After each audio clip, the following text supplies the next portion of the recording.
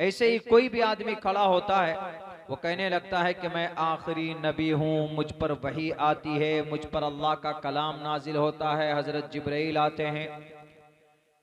मुसलमानों, ला शक ला रैब, इसमें कोई शक नहीं है कि जनाब मोहम्मद रसूलुल्लाह सल्लल्लाहु अलैहि वसल्लम आखिरी नबी हैं।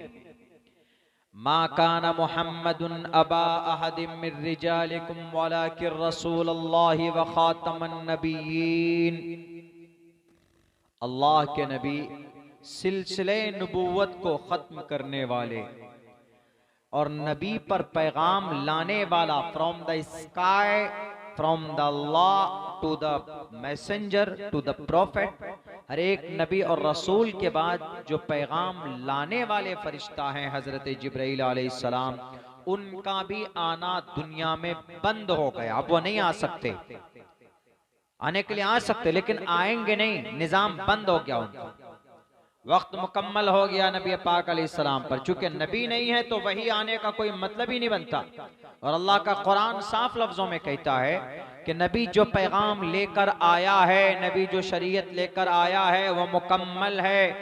अल-यौम अकमलतु लकुम दीनकुम व अतममतु अलैकुम निअमती व रज़ीतु लकुमुल इस्लाम दीना। अल-यौम अकमलतु लकुम, जनाबे मोहम्मद रसूलुल्लाह सल्लल्लाहु अलैहि वसल्लम के अंतिम ज़माने में आखिरी पैगाम अल्लाह ने आसमान से ज़मीन पर हज़रत जिब्राइल के ज़रिए से भेजा कि जिब्राइल जाओ और अल्लाह के नबी पर यह पैगाम दो। और मोहम्मद अलैहिस्सलाम ने अरफात के मैदान के अंदर में लोगों को यह पैगाम सुनाया हज्जतुल वदा के मौके पर। लोगों से कहा कि अल-यौम अकमलतु लकुम दीनकुम, कि अल्लाह फरमाता है कि आज दीन मुकम्मल। सोशल मीडिया में आप देखेंगे कोई भी कहता है कि मैं आखिरी नबी हूँ, मुझ पर वही आती। जैसे गौतम बुद्ध सिद्धार्थ जंगल में गए थे तो 30 साल के बाद उन्होंने कहा था कि मुझे बुद्धा मिला है, बुद्धा, मुझे बुद्धा प्राप्त हुआ। बुद्धिस्ट को गौतम बुद्ध के मानने वालों को बुद्धिस्ट इसलिए कहते हैं, बुद्धा के माने अकल, नॉलेज, दानाई, प्राप्त होना। तो बहुत बड़ा बादशाह का बेटा था गौतम बुद्ध सिद्धार्थ। उसने इंसान की जिंदगी और मौत को जानने के लिए वो जंगल चला गया और 30 साल तक जंगल में रहा है। 30 साल तक जंगल में रहा। 30 साल के बाद उसने ये दावा पेश किया वहां से निकलने के बाद कि मुझे बुद्धा प्राप्त हुआ, यानी मुझे ज्ञान मिला, मुझे अकल दी गई है, मुझे ईश्वर ने चुना है, पैगाम दिया है। क्या पैगाम दिया है?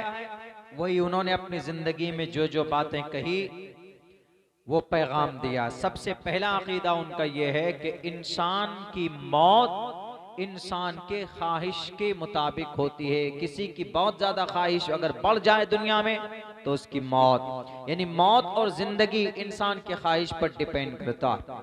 एक ऐसा फलसफा जो समझ में नहीं आने वाला, बहरे के। तो उन्होंने कहा कि मुझे बुद्धा प्राप्त हुआ है, मुझे जानकारी दी गई है, मुझे नॉलेज दी गई। ऐसे ही कोई भी आदमी खड़ा होता है, वो कहने लगता है कि मैं आखिरी नबी हूँ, मुझ पर वही आती है, मुझ पर अल्लाह का कलाम नाजिल होता है, हजरत जिब्राइल आते हैं। मुसलमानों, ला शक ला रैब, इसमें कोई शक नहीं है कि जनाबे मोहम्मद रसूलुल्लाह सल्लल्लाहु अलैहि वसल्लम आखिरी नबी हैं। मा काना मुहम्मदुन अबा अहदिम मिर रिजालिकुम वलाकिन रसूलुल्लाहि व खातमन नबिय्यीन।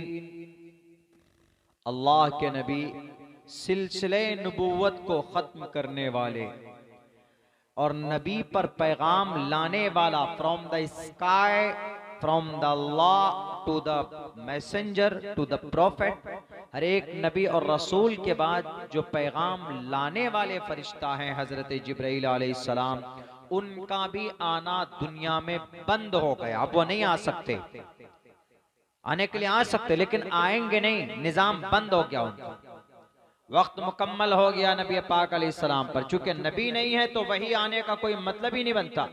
और अल्लाह का कुरान साफ लफ्जों में कहता है कि नबी जो पैगाम लेकर आया है, नबी जो शरीयत लेकर आया है वो मुकम्मल है। अल-यौम अकमलतु लकुम दीनकुम व अतममतु अलैकुम निअमती व रज़ीतु लकुमुल इस्लाम दीना।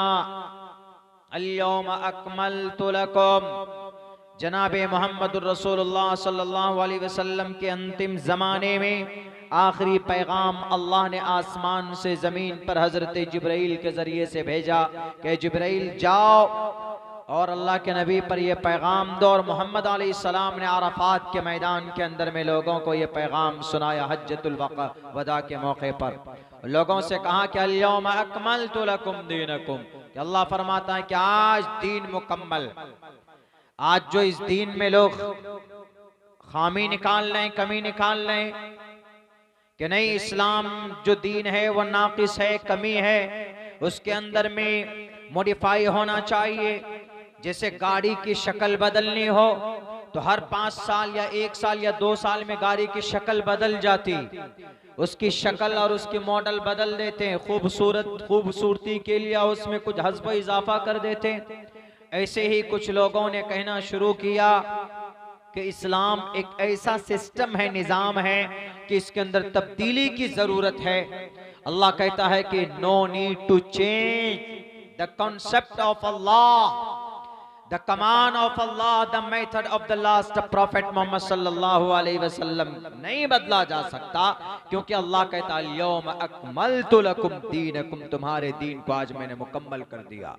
सिर्फ कुरान नहीं कहता, मैंने उपनिषद का एक मंत्र पढ़ा, अस्मल्लाम इल्ले मित्रा वरुणा दिव्यानी धत्ता इल्लल्ले वरुणो मित्रस्तेजस कामया होता रविंदरो महा सुरिंदरो अल्लो जयस्ते सृष्टम पन्नम ब्रह्मानम। यहां से ऊपर ईश्वर की तारीफ है, अल्लाह की तारीफ है। आखिर में पन्नम ब्रह्मानम अल्लो रसूल महामद रकबरस, अल्लाह रसूल मोहम्मद अल्लाह का मुकर्रब है। रका बरस अल्लो अल्लामा, और अल्लाह का आखिरी पैगंबर है। उपनिषद भी ये बात वाज़े लफ्जों में कहता है कि अल्लाह के नबी यानी मोहम्मद अलैहिस्सलाम आखिरी नबी है। अगर कोई खड़ा होता है नबूवत का दावा करता है तो झूठा है, उसके जुबान में ताले लगा दिए जाएं, उसके होंठ सिल दिए जाएं, कोई दावा नहीं कर सकता। अगर करता है तो वो इस्लाम से खारिज हो जाएगा। अल्लाह के नबी आखिरी नबी, कोई भी पैगाम अल्लाह के नबी का ऐसा नहीं है। शरीयत का जो भी हुक्म लेकर अल्लाह के नबी अलैहिस्सलातु वस्सलाम आए वो मुकम्मल है, उसमें कोई तब्दीली नहीं कर सकते। ला तब्दील लिकलिमातिल्लाह वलन तजिद लिसुन्नतिल्लाहि तब्दीला। अल्लाह तबारक व तआला के तरीके के अंदर में कोई तब्दीली नहीं की जा सकती। ऋग्वेद में भी है अदबधानी वरुणस सवर्तानी, अदबधानी वरुणस सवर्तानी। ईश्वर का कानून नहीं बदलता, कभी भी नहीं बदलता। ईश्वर ने एक कानून नाफिज किया, वो कानून ईश्वर ही बदल सकता और कोई नहीं बदल सकता। लेकिन अल्लाह ने जो कानून, जो शरीयत, कुरान और शरीयत की शक्ल में हमारे पास है, इसको भी अब नहीं बदला जा सकता। क्यों? क्योंकि अल्लाह ने इसको कयामत तक पक्का कर दिया। उत्तराखंड का सीएम है, उसने यूनिफॉर्म सिविल कोड नाफिज कर दिया बाज़ाब्ता उत्तराखंड के अंदर में। उत्तराखंड आप लोग जानते हैं कि उत्तराखंड उत्तर प्रदेश से गालिबन निकल कर बना। उत्तराखंड हरिद्वार का उत्तराखंड में आता है, देहरादून उत्तराखंड में आता। अभी इसी महीने की गालिबन 15 तारीख को वहां पर हमारा प्रोग्राम है। पिछले साल फरवरी सन 2024 में 8 फरवरी को, 7, 8 और 9 फरवरी को बाज़ाब्ता उन्होंने यूनिफॉर्म सिविल कोड, नाम खूब सुनते हैं, क्या uniform civil code? Uniform civil code का मतलब यकसा बराबर कानून, यानी जो मुसलमान के लिए वही हिंदू के लिए, जो हिंदू के लिए वही मुसलमान के लिए, वही क्रिश्चियन के लिए, वही जैन के लिए, वही बौद्ध के लिए। किन चीजों में जी? शादी, ब्याह, विरासत, यानी जितने भी सामाजिक मसले हैं कवानीन, वो सब बराबर। हिंदू धर्म में 1 शादी है, इस्लाम में 4 शादी। हिंदू धर्म के अंदर बेटी को हक नहीं मिलता विरासत में से। इस्लाम में बेटी को हक मिलता है बाप के माल में से। कितना मिलता है? कम मिलता, भाई से कम मिलता, भाई से कम मिलता। तो उन्होंने कहा कि ऐसा नहीं होना चाहिए। यूनिफॉर्म सिविल कोड के अंदर उत्तराखंड के सीएम साहब ने कहा कि एक आदमी है तो उसकी एक ही शादी होगी, दूसरी शादी नहीं होगी। यानी एक शादी, एक मर्द की एक बीवी, दो नहीं कर सकता। कुरान में कितनी है शादी की परमिशन? 4 है। परमिशन है, जरूरी नहीं है कि नहीं हर मुसलमान को 4 शादी करना ही पड़ेगा, लाजमी है, जरूरी है। नहीं, ऐसा नहीं है, इजाजत है। अगर किसी को जरूरत है, 1 नहीं, 2 नहीं, 3 नहीं, 4 शादी करने की उसको जरूरत है, जरूरत, और वो चारों को इक्वली हैंडल कर सकता है, यानी मसावात बराबरी के साथ उसको निभा सकता है, उसको जरूरत है, तो इस्लामिक लॉ के हिसाब से, मुस्लिम पर्सनल लॉ, इस्लामिक शरीयत के एतबार से वो शादी कर सकता है, 4 शादी कर सकता है। तो पुष्कर धामी साहब, उत्तराखंड के सीएम साहब ने कहा कि अरे ऐसा कैसे हो सकता,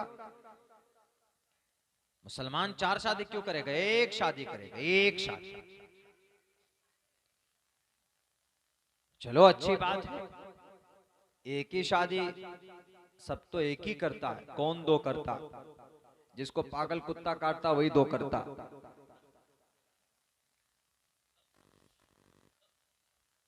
इसलिए कि हम तो कहते हैं कि जिसको जिंदगी जहन्नम बनाना हो दूसरी शादी कर लीजिए। खुद से कपड़ा भी धोना पड़ेगा और पता चला कि चाय भी नसीब नहीं होती, घर के बजाय गाड़ी में सोना पड़ता कभी कभी। ऐसा होता है जी जी, ऐसा होता है, होता भी नहीं भी होता है, ऐसा होता होगा। इसलिए कि औरत कभी भी शेयरिंग बर्दाश्त नहीं कर सकती, औरत सारी चीजें बर्दाश्त करेगी, वो अपने शौहर में शेयरिंग बर्दाश्त नहीं कर सकती। लेकिन खैर, ये इस्लाम की अच्छाई। मिसाल के तौर पर एक आदमी है, उसने शादी की, उसकी बीवी को अल्लाह न करे, खुदा न खास्ता, कैंसर की बीमारी हो गई, बहुत कमजोर है, वीक है, वो अपने शौहर की ख्वाहिश को पूरी नहीं कर सकती है। शौहर बेचारा अच्छा हेल्दी है, उसको जरूरत है, तो अब क्या करेगा वो? पुष्कर धामी साहब की माने तो भाई वही जो कमजोर है, जो बीवी जिससे उसकी ख्वाहिश पूरी नहीं होती, या तो उसी के साथ रहो, नहीं अगर अपनी ख्वाहिश पूरी करनी है तो फिर बैकडोर, नाजायज संबंध बनाओ, प्रोस्टिट्यूट के पास जाओ, तवाइफ के पास जाओ, गुनाह का रास्ता अपनाएगा। इस्लाम कहता है कि नहीं नहीं, अगर उसकी बीवी कमजोर है या बीमारी का शिकार है या बांझ है, बच्चा नहीं है, बच्चा चाहते हैं, वो औलाद चाहते हैं, तो इस्लाम में प्रावधान है कि वो दूसरा निकाह कर सकता है। ये प्रावधान ये है। लेकिन उन्होंने कहा कि नहीं ऐसा नहीं होगा, 1 है तो 1 ही करेगा, 2 नहीं कर सकता। चलिए हम तो ये कहते हैं कि एक मर्द है, 1 निकाह करे, 1 शादी करे, लेकिन ये भी होना चाहिए कि जितने भी मर्द हैं बालिग होने के बाद, लड़का कब बालिग होता है? 21 साल की उम्र में, नए कानून के हिसाब से, वरना 18 साल की उम्र में कानूनी एतबार से बालिग हो जाता, वरना शरीयत के नजर में 14 साल 15वें साल का 1 दिन भी गुजर गया, 14 साल का लड़का हो गया, 15 साल का 1 दिन भी चढ़ गया उसके ऊपर, लड़का बालिग। और लड़की कब बालिग होती है? 12 साल की उम्र में लड़की बालिगा हो जाती है। मुस्लिम पर्सनल लॉ में शादी होने, बालिग होने के बाद हर एक भारतीय को शादी करना जरूरी और अनिवार्य कर दीजिए, जरूरी करार दे दीजिए। ये भी कानून बनना चाहिए। ये कानून नहीं बनाएगा, क्योंकि अगर ये कानून बनेगा हर एक आदमी के लिए शादी जरूरी अगर कर दिया तो उत्तर प्रदेश का सीएम योगी जी फंस जाएगा, क्योंकि अभी तक उसने शादी नहीं की। ये भी कानून नहीं बनता। यानी जो मन में आता है अपने मन से वो कानून बनाते चले जाते हैं। यकसा सिविल कोड जो कानून बना है, बहुत सारे खुराफात हैं, तफसील का वक्त नहीं। बहरकैफ हम इतना कहते हैं कि मुसलमानों के पास जो शरीयत है, जो अहकामात हैं, जो मसाइल हैं, जो फजाइल हैं, अल्लाह के नबी अलैहिस्सलातु वस्सलाम की जो उपदेश और आदेश है, अल्लाह के नबी का जो पैगाम है, अल्लाह के नबी का जो मेथड है, आपकी जो सुन्नत है, आपके अक़वाल, आपके अफ़आल, आपके किरदार और कैरेक्टर, वो रोज़े रोशन के तरह आया है। कोई कमी नहीं है, कोई कोताही नहीं है। अल्लाह के नबी अलैहिस्सलाम के ताल्लुक से रब का कुरान कहता है, लक़द कान लकुम फ़ी रसूलिल्लाहि उस्वतुन हसना। अल्लाह से बड़ा इस कायनात के अंदर, क्या पूरे ब्रह्मांड में अल्लाह से बड़ा कोई नहीं है। अल्लाह जब खुद कहता है अपनी जुबान से, लक़द कान लकुम फ़ी रसूलिल्लाहि उस्वतुन हसना, 4 शादी की परमिशन और अमली एतबार से 11 शादियां की जनाब मोहम्मद रसूलुल्लाह ने। और अंतिम महर्षि अल्लाह के नबी अलैहिस्सलातु वस्सलाम हैं, अंतिम नबी, आखिरी नबी को खुदा का कुरान कहता है, जब खुदा कह दे कि ये दीन मुकम्मल है, जब खुदा कह रहा है कि मोहम्मद आखिरी नबी है, जब खुदा कह रहा है कि मोहम्मद की जीवनी के अंदर में एक उस्वा है, एक बेहतर पैगाम है। अल्लाह ने किसी और के बारे में नहीं कहा, अल्लाह ने फिरौन के बारे में नहीं कहा, हामान और शद्दाद के बारे में नहीं कहा, कारून के बारे में नहीं कहा, लेकिन अल्लाह तबारक व तआला ने जनाब मोहम्मद रसूलुल्लाह सल्लल्लाहु अलैहि वसल्लम के बारे में जब कहा है तो अल्लाह से बड़ा कोई नहीं। हमें अल्लाह के एक एक हर्फ पर यकीन और विश्वास है कि अगर किसी की जिंदगी के अंदर बेहतर उस्वा है तो जनाब मोहम्मद रसूलुल्लाह सल्लल्लाहु अलैहि वसल्लम की जिंदगी में। अब अगर कोई इस जमाने में आखिरी नबी का या कोई नया कानून, नया दीन लाने की कोशिश करता है तो वह वक्ती तौर पर आता है। हर कोई अपना दिखाना चाहता है। जितने भी बादशाह हुए हैं वो जब आते हैं, जब सीएम साहब या पीएम साहब कुर्सी पर बैठता है तो वो बहुत ज्यादा शुरू के अंदर में कोशिश करता है कि मेरा नाम हो जाए, लोगों के अंदर में मेरा एक रौब बैठ जाए, मैं ये करूंगा, मैं वो करूंगा। भारत के अंदर तो एक प्राइम मिनिस्टर साहब ऐसा गुजरे हैं कि जो अपना पेशाब खुद पीते थे और ये कहते थे कि this is very useful for my health, for human, इंसानों की बॉडी के लिए उसका पेशाब बहुत ज्यादा बेहतर है। फेमस होने के लिए किया था, लेकिन आप देखिए, आपको पता चलेगा हिस्ट्री के अंदर में भारत का एक प्राइम मिनिस्टर ऐसा ही गुजरा। बहुत लोग अपने सिर्फ नाम और अपने वाहवाही के लिए इस तरह की हरकतें करते हैं। लेकिन मेरे भाइयों मुसलमानों, हम लोग मुसलमान हैं, हमारा इस पर यकीन और विश्वास और आस्था है कि जनाब मोहम्मद रसूलुल्लाह सल्लल्लाहु अलैहि वसल्लम आखिरी नबी है। और जो हमारे पास कुरान है, जो अहादीस हैं, ये सब फाइनल डिसीजन है अल्लाह तबारक व तआला का। इसके अंदर कोई तब्दीली नहीं हो सकती।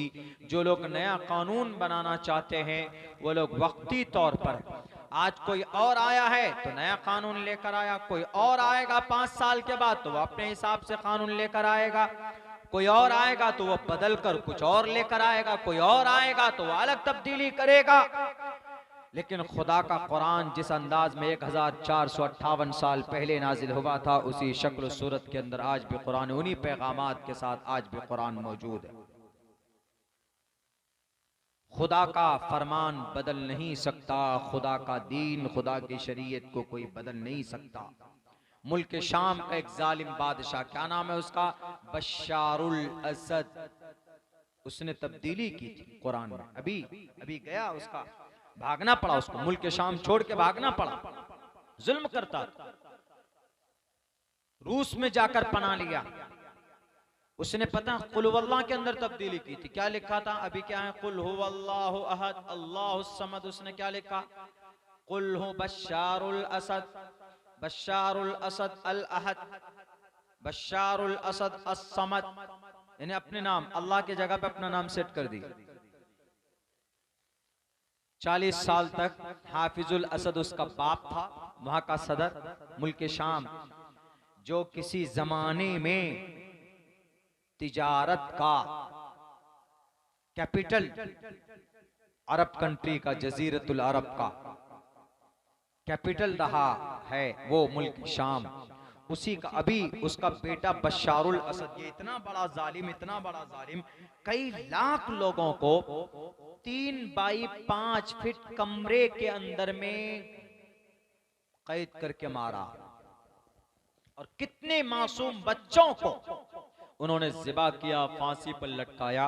बिलाखिर अभी कुछ नौजवान खड़े हुए और ऐसा आंदोलन हुआ जैसे शेख हसीना को बांग्लादेश छोड़कर इंडिया में आकर पनाह लेना पड़ा, ऐसे ही बशारुल असद को मुल्क शाम छोड़कर रशिया में जाकर पनाह लेना पड़ा है। वो अपने मुल्क छोड़कर भाग गया। वही जालिम कुरान में लिखता, कुल हो बशार, कुल हो अल्लाहु अहद, कुल हो बशारुल असद अल अहद, अल्लाहु समद के जगह बशारुल असद अस-समद। बाज़ाब्ता कुरान बनाया उसने।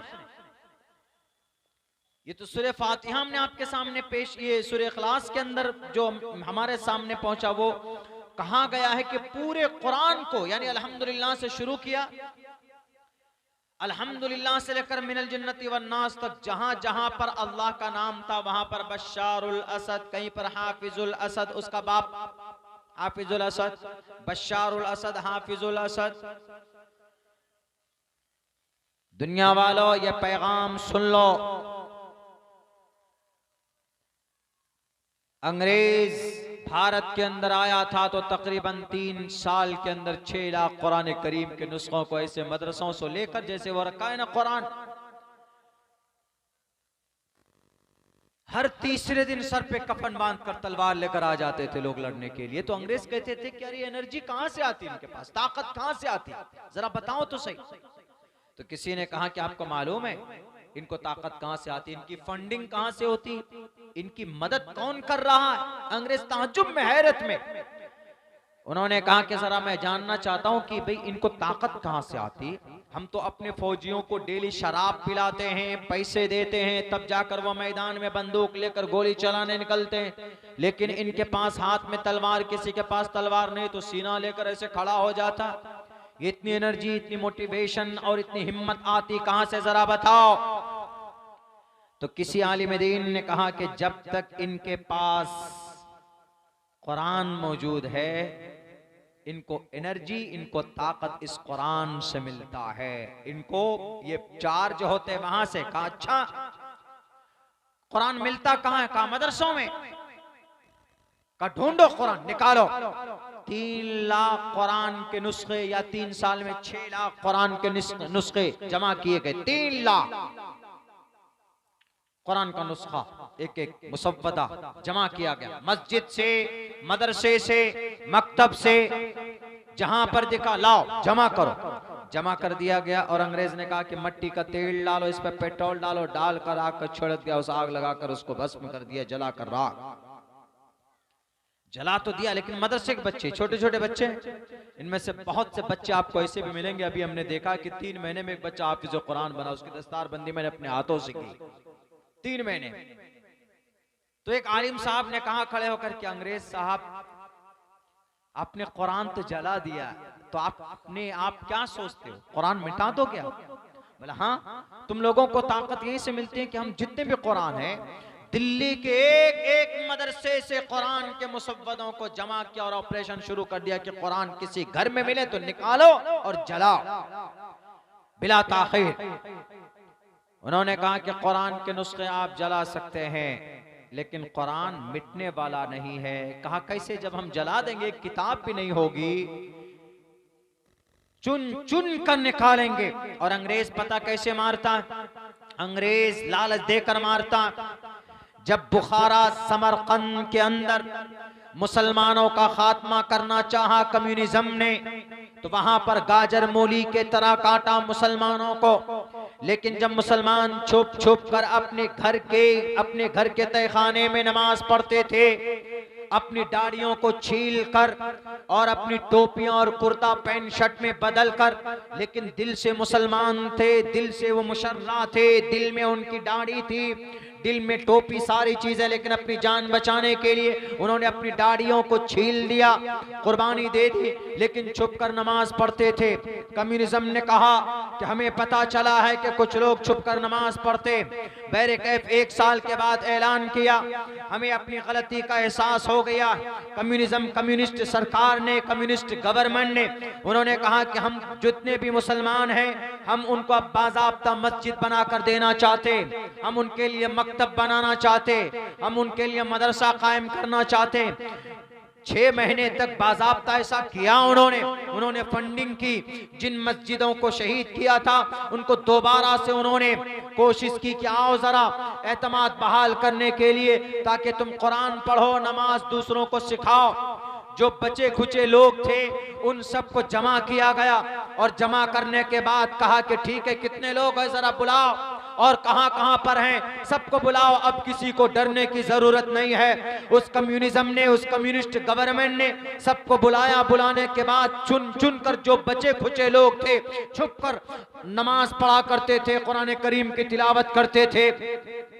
एक रोज ऐसा किया, सबको कहा कि आप लोग इस कश्ती पर सवार हो जाइए, आपको उस आइलैंड में, उस जजीरे के अंदर में आपको भेजा जाता है, वहां पर आपकी बेहतरीन तरबियत होगी। बड़े शेख वहां पर बैठे हुए, उस कश्ती के अंदर डालकर उन लोगों को समंदर में भेजा गया, और बीच समंदर में ले जाकर उस कश्ती को डुबो दिया गया।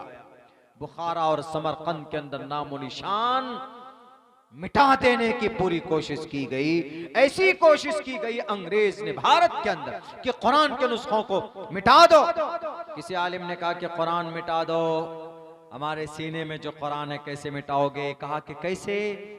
कहा कि remembered by heart from the beginning to the end, I can tell you in front of from the start to the end, शुरू से आखिर तक कुरान सुना सकता हूं तुमको। कहा अच्छा तुम सुना सकते हो? कहा मैं नहीं, मेरा बच्चा सुनाए। एक बच्चे को खड़ा किया, उठ जा बेटे, खड़ा हो, सुना कुरान, पढ़ सूरह फातिहा। अल्हम्दु से शुरू करता है वो बच्चा, 8, 9, 10 घंटे के अंदर में मिनल जिन्नति व नास तक खड़े होकर सुनाता अंग्रेज को।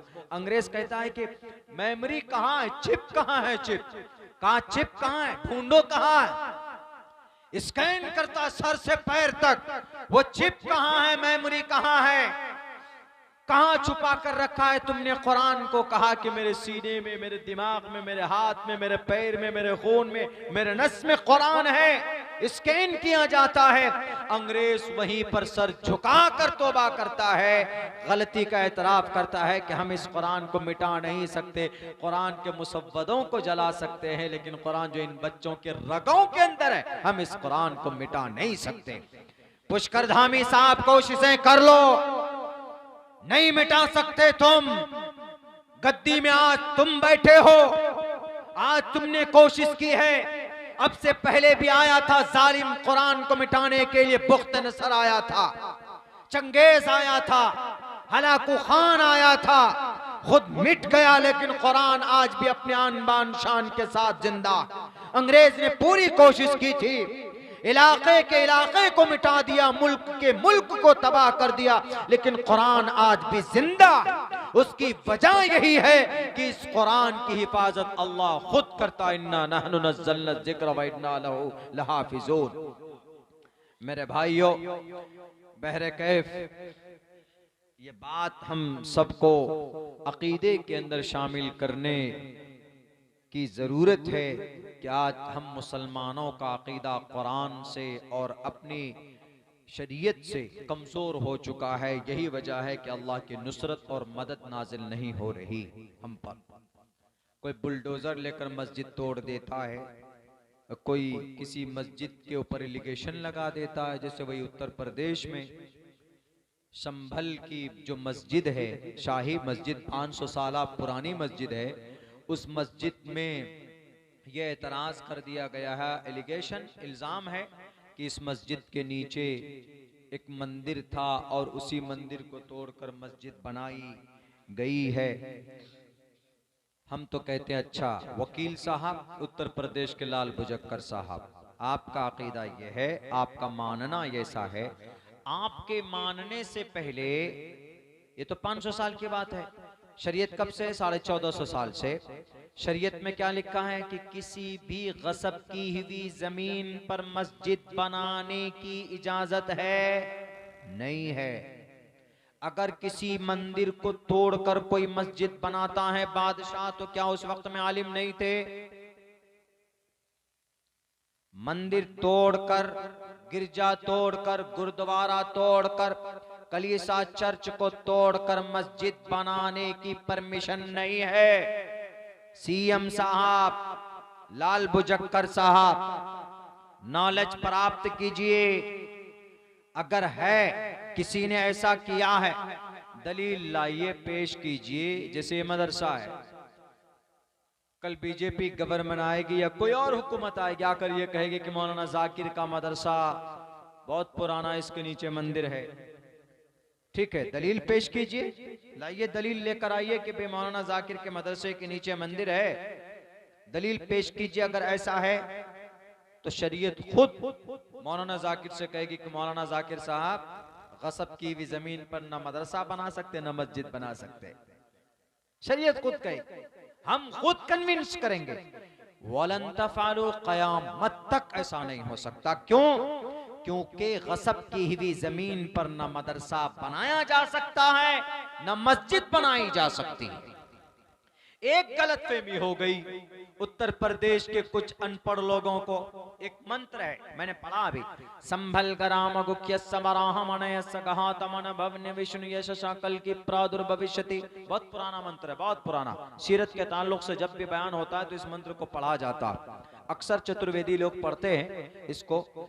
मैं इसका एक्सप्लेन करता हूँ। डॉक्टर वेद प्रकाश उपाध्याय की रोशनी में, डॉक्टर M.A. श्रीवास्तव की रोशनी में वो तफसीली बयान करते। इस मंत्र में देखिए एक लफ्ज है संभल ग्राम, संभल। इस मंत्र में ये भविष्य पुराण का मंत्र है। इसी लफ्ज से गलतफहमी पैदा हो गई। इस मंत्र में क्या लिखा है?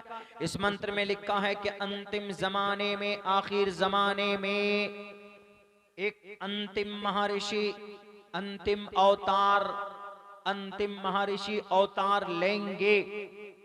अवतार आसमान से जमीन पर उतरेंगे और वो बुराई का खात्मा करेंगे। उनके अब्बा का नाम विष्णु यश होगा, उनके माँ का नाम सोमवती होगा, और वो जिस खानदान में पैदा होंगे ब्राह्मण या सोचे खानदान में होंगे, और वो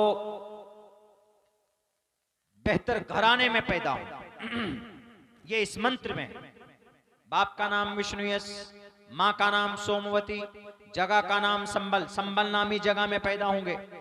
तो इस मंत्र में जब संभल है, संभल नामी जगह में अंतम महर्षि आएंगे, तो उत्तर प्रदेश के लाल बुजक्कर साहब ने देखा कि अरे संभल में तो कोई मंदिर है ही नहीं, तो वहां पर अवतार कैसे लेगा ईश्वर।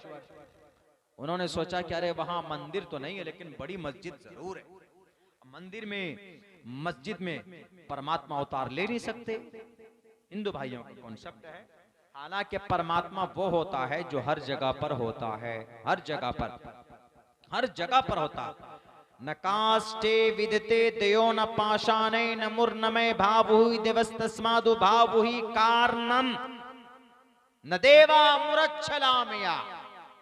अगर कोई आदमी कहता है कि परमात्मा इसी लकड़ी में है, गलत। परमात्मा इसी कंकर में है तो गलत। परमात्मा इसी मूर्ति में है तो भी गलत। न देवा देव मुरच्छलामिया, लकड़ी, पत्थर, मट्टी, कंकर में परमात्मा नहीं है। परमात्मा का, परमात्मा इज एवरीवेयर, परमात्मा हर जगह पर। यह कॉन्सेप्ट होना चाहिए। तो उन्होंने कहा कि अरे अंतिम महर्षि जब आएंगे संभल में तो कोई मंदिर है ही नहीं बड़ा सा, तो वो अवतार लेंगे कहां पर? वहां तो शाही मस्जिद है। इसीलिए काम करो, किसी तरीके से इस मस्जिद को मंदिर में बदल दो। आज नहीं, आज पीआई दाखिल करेंगे तो 50 साल बाद, 30 साल बाद, 40 साल बाद या 75-80 साल बाद, जैसे बाबरी मस्जिद को खत्म किया ऐसे इस मस्जिद को भी खत्म करके मंदिर बनाएंगे और वहां पर ईश्वर अवतार लेंगे। कोई दिक्कत नहीं होगी।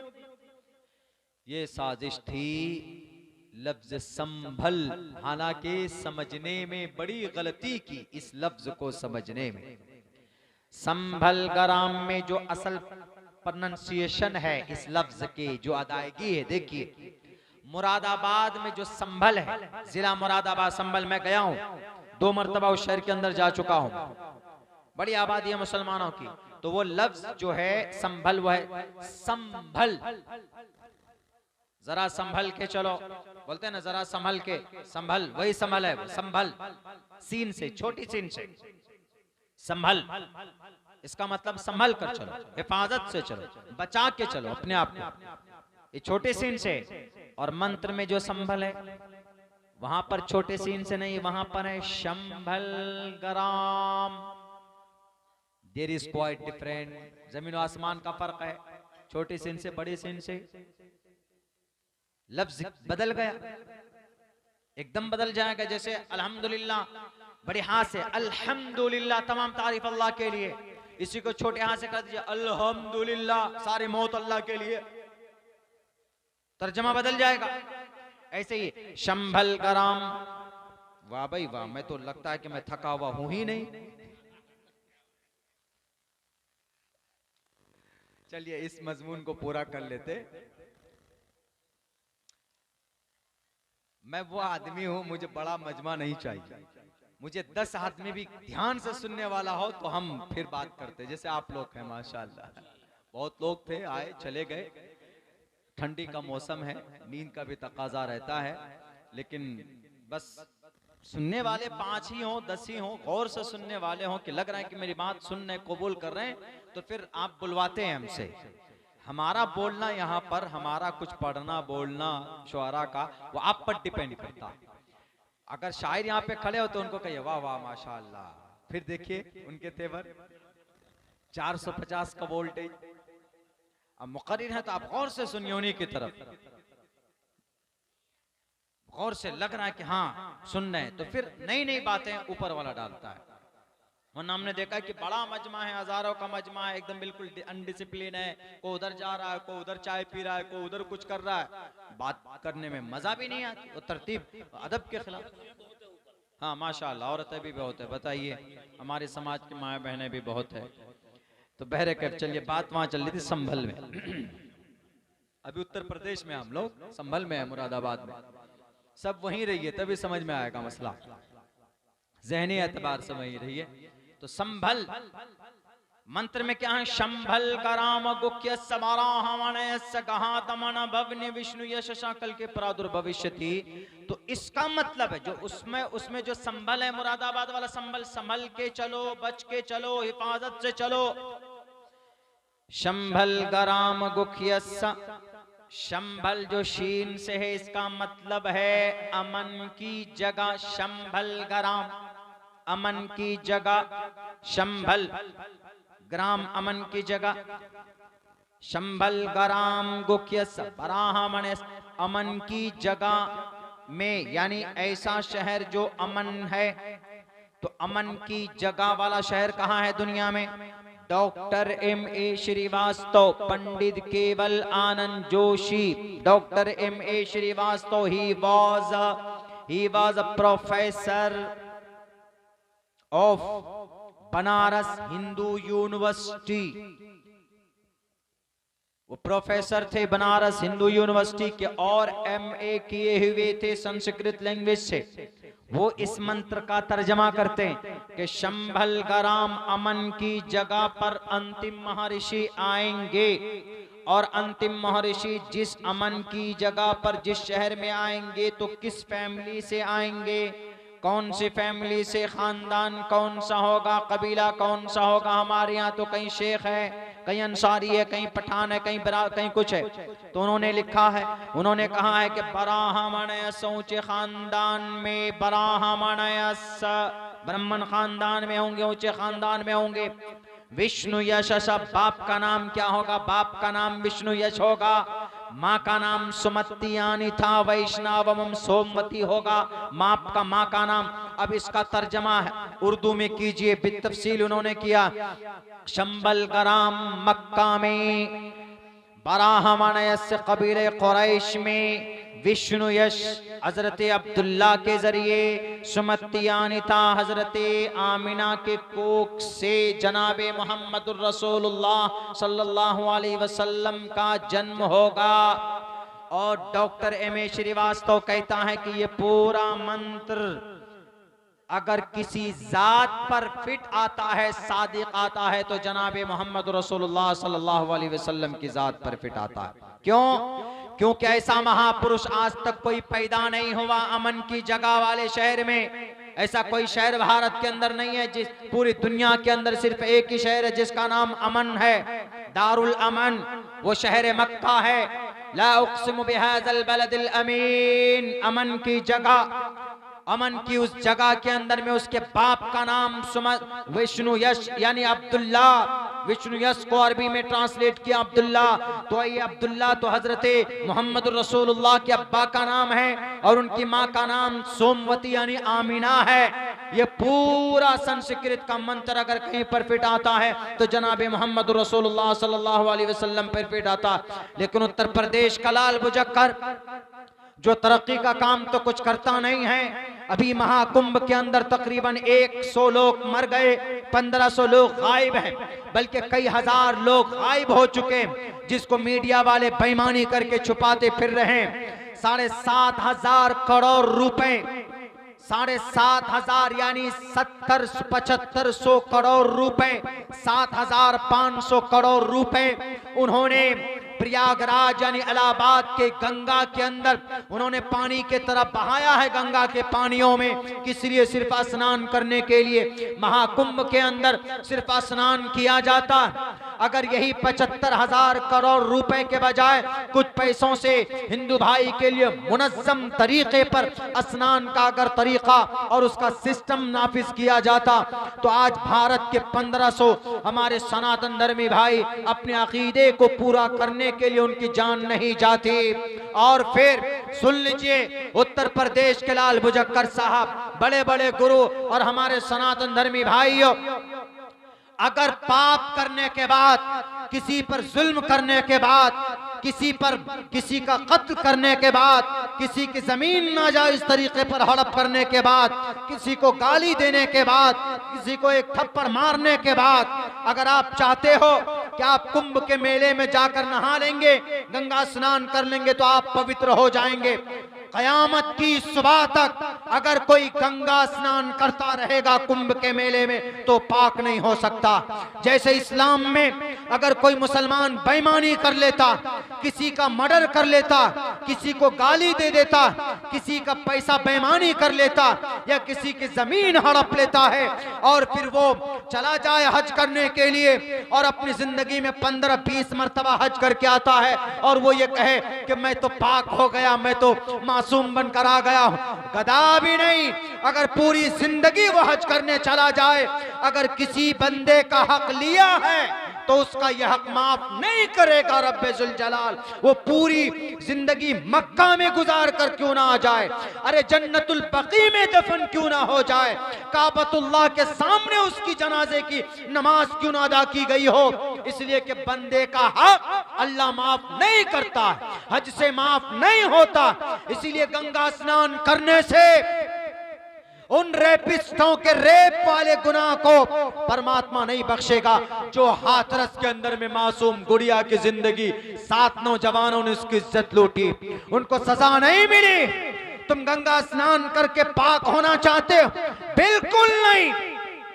कश्मीर की कठवा के अंदर में 7 साल मासूम बच्ची आसिफा के रेपिस्ट छोड़ दिए गए।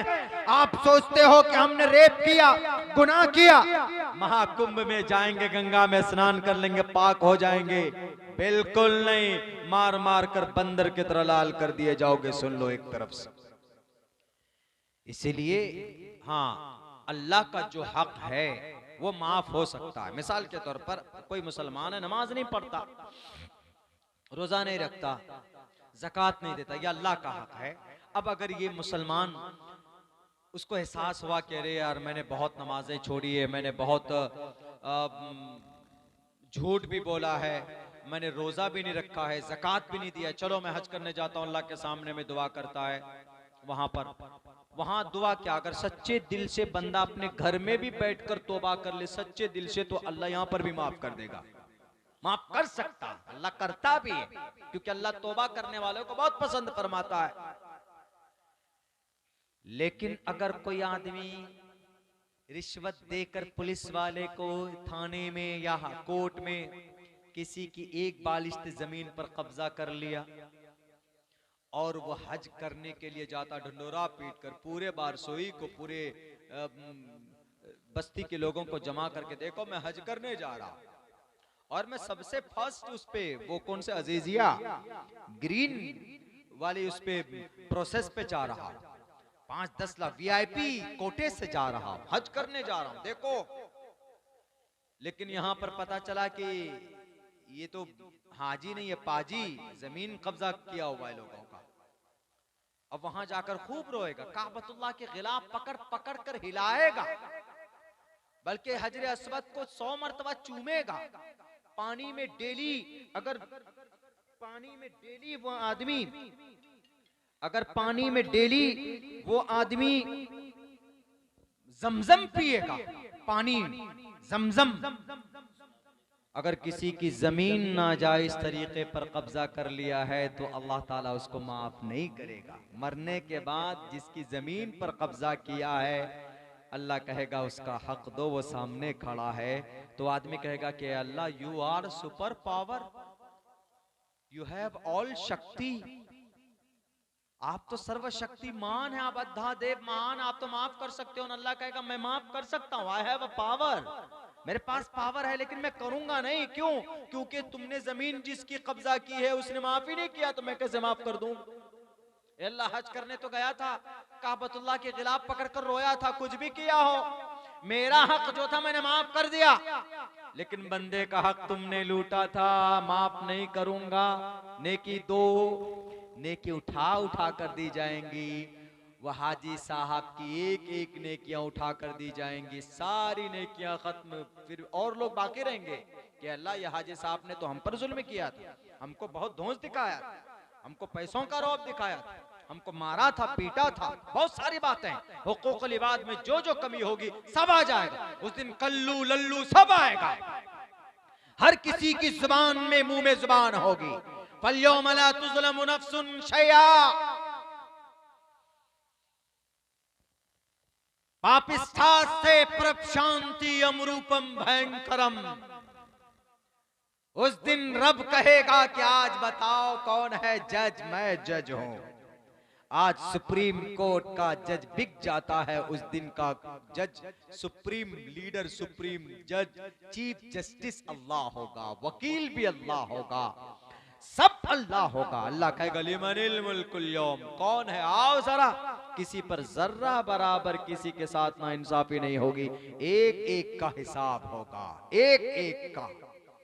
अल्लाह तबारक व तआला हाजी साहब की सारी नेकियां ट्रांसफर, लोग बाकी रहेंगे, अल्लाह अभी तो हमारा हक बाकी है, कहेगा अच्छा नेकी तो है नहीं बेचारे के पास, क्या करो, तुम्हारे पास गुनाह बहुत, अच्छा लो गुनाह उठाओ, इसके ऊपर डालो और इसकी टांग पकड़कर घसीट कर जहन्नम में डाल दो। ये गंगा स्नान कर लीजिए लाल बुझक्कर, या मुसलमानों हज कर लो, हुकूकुल इबाद रब माफ नहीं करता है, आपको खुद माफ करवाना पड़ेगा इस जमीन पर।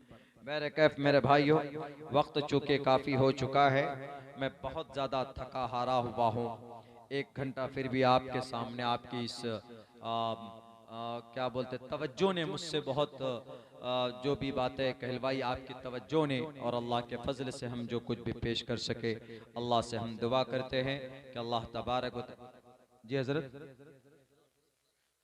मैं बहुत थका हुआ हूँ मौलाना, मैं डर से आ गया हूँ आपके और कारी साहब के, सच में, नहीं तो मैं मोबाइल बंद करता चला जाता, घर में सो जाता। 14 घंटे में गाड़ी चलाया, 14 घंटे, बताइए। खैर फिर भी बैठा, वादा किया, पहुंच गया हूँ, चूंकि वक्त काफी हो चुका, बहुत थकान है। कल मेरे स्कूल का प्रोग्राम है, पूरे दिन का प्रोग्राम स्कूल का, और कल शाम 3 प्रोग्राम इलाके का, तीनों अटेंड करके 12 तारीख को यहाँ नहीं तेलंगाना जाना, बताइए, जहीराबाद, 13 तारीख को फिर रांची, 14 तारीख को फिर मुंबई, 15 तारीख को फिर उत्तराखंड। हम नहीं बताते शेड्यूल, सिक्योरिटी का मामला है, लेकिन हम आपको ये बता दें कि मतलब कितना सफर करना पड़ जाता है जब अल्लाह तबारक व तआला ने जिम्मेदारी दी है। अल्लाह जब काम ले रहा है तो मेरे लिए बड़ी सआदत की बात है। बस हम अल्लाह से ये दुआ करते हैं कि अल्लाह हम जो कहते हैं उस पर पहले हमें खुद मुकम्मल तौर पर अमल करने की इजाज़त तौफीक दे। बहुत बहुत शुक्रिया मौलाना। मैं 10 मिनट और नहीं बोल सकता, इसलिए कि